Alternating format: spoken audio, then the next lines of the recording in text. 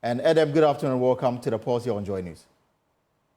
Good afternoon and thank you for having me. So, listening to President Akufo-Addo, it was quite clear that in terms of putting in place measures to fight corruption, he's done more than enough. I mean, he mentioned, for example, the passage of the Right to Information law, which until it was passed had been on the drawing board for years, over 2 decades. And then he's also resourced the anti-corruption agencies with money, if you like, budgetary allocations that enables them to do their work and do it well. Surely, these are pluses we can give him. But this enough to say that you're on top of issues when it comes to fighting corruption? Well, I think that you've gone on the right trajectory.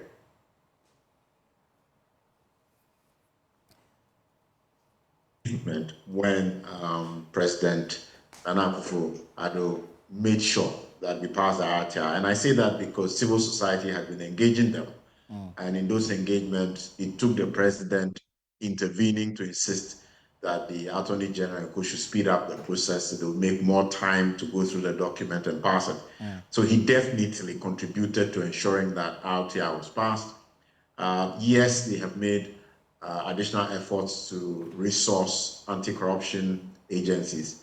However, within the framework of what is going on and the level of corruption in a given dispensation, the real question is, how well have we fought in our dispensation the issues of corruption that have come up? Right. And it appears to most of us that a lot more effort and support, a lot more robustness in responding to issues, isolating officials and allowing them without commentary to face the rule of law was required.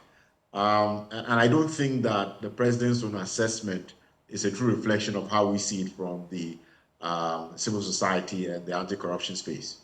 But you know, in 2016, President Akufo-Addo rode on the back of corruption and gave indication that he was going to fight it head on. Now, he's almost 6 months away from exiting office. How will you rate his performance in terms of this canker of corruption? One of the things I've never been in the habit of doing is ranking and rating. However, fortunately, we have the Corruption Perception Index results. And you'll find that our highest rating or ranking was in 2014 when we had 48. Right. I think our best period was between 2013 and 2015. Our highest at 2014 at 48 and then 47 at 2015. Subsequent to 2016, we fell to 40. I think in 2016, 2017 came up to 43, and we stagnated. And so we really have not achieved the best of levels. We've not, as it were, succeeded in doing better than we had done earlier than his government. And I think that the CPI would speak for itself if we're going to do an assessment. But, I mean, in terms of the rhetorics, is it easier to say that I will deal with corruption when you are not in power? Is it more difficult to do it when you are in power? Obviously, it's one thing to say so when you're on a campaign platform and the nature of the issues are not, directly in front of you. You don't have, as it were, an operational understanding of what is going on and the levels of corruption. And I think that, yes, it is more easy to say it on a campaign platform. And then when you get in and you discover that, look, even your party people are not entirely aligned with you with this fight, I'm not sure the president would have said he would put his presidency on the line fighting Galamsey if he knew what was going to happen. So it's easy to say these things on campaign political platforms. And we should all take with a certain pinch of shame and perhaps look much more at the track record of what they have done in the past to see whether they are capable of delivering on the things that they say they will do. But if we are assessing President Akufo-Addo, at least we can point to the fact that some of the promises he made whilst campaigning in 2016, he's actually lived up to expectation. In fact, he said he was going to ensure the passage of the right to information. He was going to set up a special office, the Office of the Special Prosecutor, to be independent in the fight against corruption. He set it up, appointed a node member of the NDC as the first head. So these are things that you can point to and say that he made promise, he delivered on them. As to whether these have helped in the fight against corruption, perhaps you can take one after the other. In terms of the RTI, a lot of people, including the media, they've taken advantage of the provisions in it. We've gone ahead to request information. We've gotten them. There's some kind of transparency in terms of how the public or appointees are managing matters that we want answers to. The Office of the Special Prosecutor is supposed to be independent. Since its establishment, not one person has been prosecuted for indulging in corruption. You cannot lay that blame on the president. I don't think that anybody is laying any blame on the president.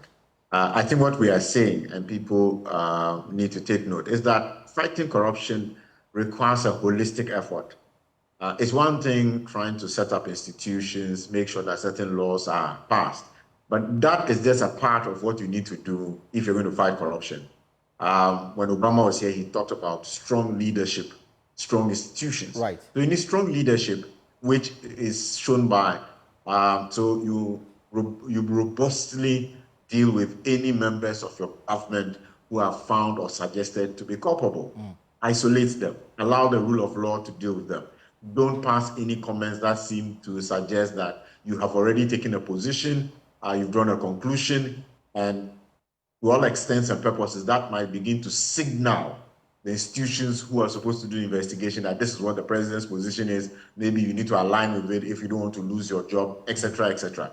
So there's been that mismatch between saying we'll do the law, and which is important. I mean, delighted that the OSP was put in place. It has contributed a lot to keeping the fight going. Absolutely happy that the RTI was passed. That's also a monumental, feat, as I said earlier. However, there are many other spaces and things that have happened relating to commentary on people who are being investigated, and the follow-up on issues where most of us think that leadership has not been very clear, not distinct, and not taking the actions that allow the other anti-graft institutions to say, okay, the presidency is showing us the way, and we're going to make sure we deal with these matters very comprehensively. So that's the challenge. There's not been that consistency between all the actions, and so it speaks a little differently from how the president would like to say it. But Edem, the issue or the tag that the NDC, for example, they've always referenced the president when it comes to the issue of corruption is the fact that they've always accused him of clearing his appointees who have been accused of being corrupt. And today he responded to this matter and said that he will not sidestep due process in dealing with these matters. Suffice to say that unless there's enough evidence for me to act on, it will be difficult for me to act just simply because allegation has been thrown about somebody being corrupt. Are there clear cases that we can say that in these instances you had all the opportunity to act and yet you didn't? I mean, I don't think that we are following due process when OSP says they are investigating Cecilia Dapa and she comes to the presidency, and then you say, or you write a letter saying that you are sure that at the end of the day, you'll be cleared. I mean, that's not due process. Due process, you stay neutral, you stay above the fray, and then allow the institutions of state to finish their work, and then they provide the results. And then when the outcome of that OSP investigation on Madam Cecilia Dapa appears to have vindicated the president's earlier position. Oh, I don't think that any report from the OSP appears to have vindicated Madam Cecilia Dapa. For all of us, there was no vindication. She's not been able to explain the sources of the money. It's the reason why we've kept insisting. It's the reason why others have made appeals to Parliament to charge, because the law has not been fulfilled. So she's really not being cleared. She's not been vindicated, unless some people are confused. So no, Absolutely not. There are many cases where the commentary by the president has not helped. It's absolutely not helped. And I don't think that his own perception and conclusion on this matter, it seems to me like sometimes politicians think that the more we say something is good, then everybody believes it's good. But if you are doing incisive analysis of what has transpired, often you will not draw exactly the same conclusions. And I don't think in this case the president is accurate. He's done substantive things, but in the scheme of things, based on what our society faces at the moment, the levels of corruption, this government and our president needed to do much for us to, as it were, be doing much better than we've done in the past in the fight against corruption. Final question before I let you go, two issues. So what do you want to see going forward? The president appeared to be very resolute in his belief that he's done more in the fight against corruption, that the criticism against him are misplaced. Former President Mahama says that I will be resolute, I will even go after my own appointees, and I will go after unexplained wealth. We have Yoko, we have Shraj. Are they doing their work as expected of the public? I mean, I think these are three questions that maybe you can deal with it as we take leave of us.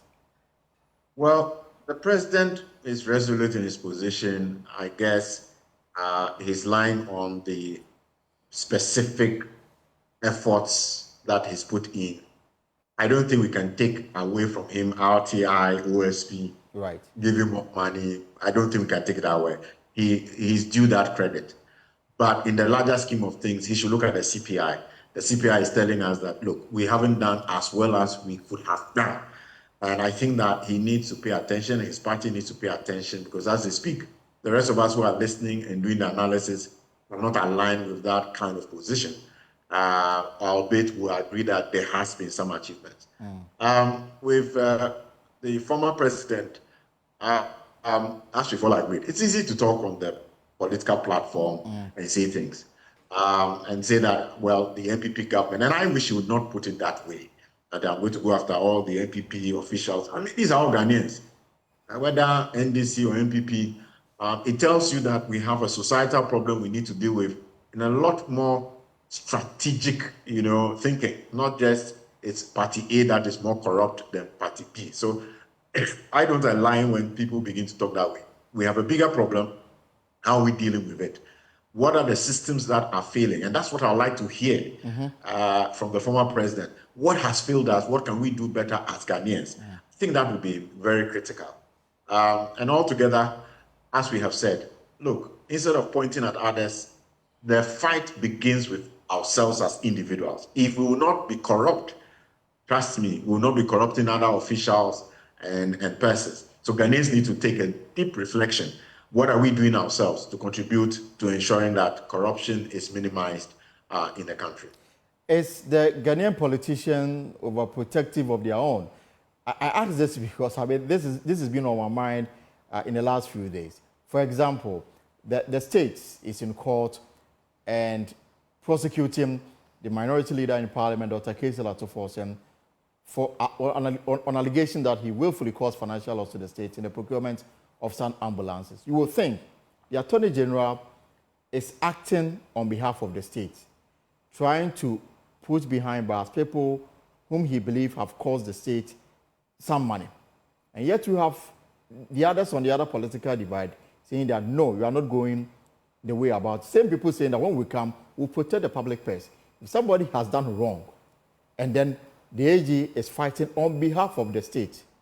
And I asked the question about whether the Ghanaian politicians sometimes become overprotective of their own. I think that I would tend to align with that thinking. I mean, I've looked at the facts of this ambulance thing, and I find that it looks at the point Madame Sheraite had actually written 2 months before this LC was approved, really by the deputy minister, saying that they didn't have the funding, they didn't need this. And so it's curious as to what the source of approval, because you see, the sector ministry ought to have given is stamp of approval. And yet we have the deputy minister who goes ahead with the LC it does not appear that the Minister of Finance himself, Sef Tekpe, was aligned with that because he was in Parliament trying to negotiate some other bilateral funding. There clearly seems to be a problem. Right. And I would have been more excited if I find that persons in the NDC are highlighting the gaps and the fact that, look, there was a problem and address that problem. So we are all clear in our mind that going forward, this will not be repeated. I worry that if you just sweep it under the carpet, other politicians will come and they will think that they can repeat them. And it feeds into a lot of things that have happened in Ministry of Finance, GRA, where we are wondering, how were all these contracts signed? How were people being paid? It looks like people have the capacity to go outside the systemic checks and balances we have to still approve things, get monies paid when it is not ultimately benefiting the country. So there's a challenge there. On the other hand, the AG may have made a mistake. I think that perhaps he needed to be a lot more cautious in calling up this witness, and that also then raises another issue. But these are two separate, distinct issues. Let's ensure that if people have approved things they ought not to have approved, let's talk about them. Let's not shield them because we are political parties and we think that it's an election season and we want to win at all costs, and we'll ignore what the facts are and seem to be just protecting our own. Right, thank you very much. Edem Senanu, he is co-chair of the Citizen Movement Against Corruption.